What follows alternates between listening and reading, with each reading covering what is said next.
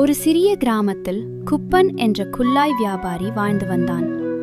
அவன் தினமும் பல குல்லாய்களை கூடை நிறைய எடுத்து ஊர் ஊராகச் சென்று விற்பான். ஒரு நாள் கடும் வெயில் இருந்தது. குப்பன் பல ஊர்களில் சுற்றி மிகவும் சோர்ந்து போனான். அப்போது ஒரு பெரிய ஆலமரத்தை பார்த்தான். சிறிது நேரம் இங்கே ஓய்வெடுக்கலாம் என்று நினைத்தான். கூடையை அருகில் வைத்து மரத்தடியில் படுத்து தூங்க ஆரம்பித்தான். அந்த மரத்தில் நிறைய குரங்குகள் இருந்தன. அவை மெதுவாக கீழே இறங்கி குப்பனின் கூடையில் இருந்த குல்லாய்களை எடுத்துக்கொண்டன.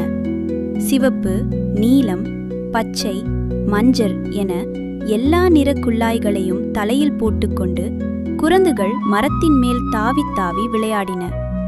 சிறிது நேரம் கழித்து குப்பன் விழித்து பார்த்தான். கூடையில் இருந்த குல்லாய்கள் காணவில்லை. மேலே பார்த்தபோது எல்லா குரங்குகளும் அவன் குல்லாய்களை அணிந்து கொண்டிருந்தன. ஐயோ, இப்போது நான் என்ன செய்வேன் என்று கவலையடைந்தான். அப்போது அவனுக்கு ஒரு யோசனை தோன்றியது. குப்பன் கையை தட்டினான். அதை பார்த்த குரங்குகளும் கையை தட்டின. அவன் தலையை அசைத்தான். குரங்குகளும் அதை போலவே செய்தன.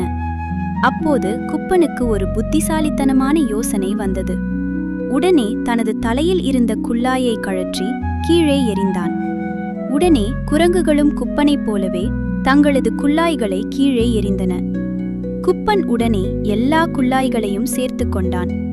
மகிழ்ச்சியுடன் தனது பயணத்தை தொடர்ந்தான்.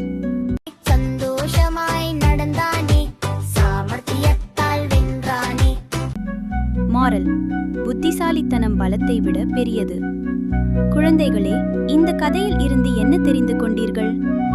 அவசரப்படாமல் யோசிக்க வேண்டும்.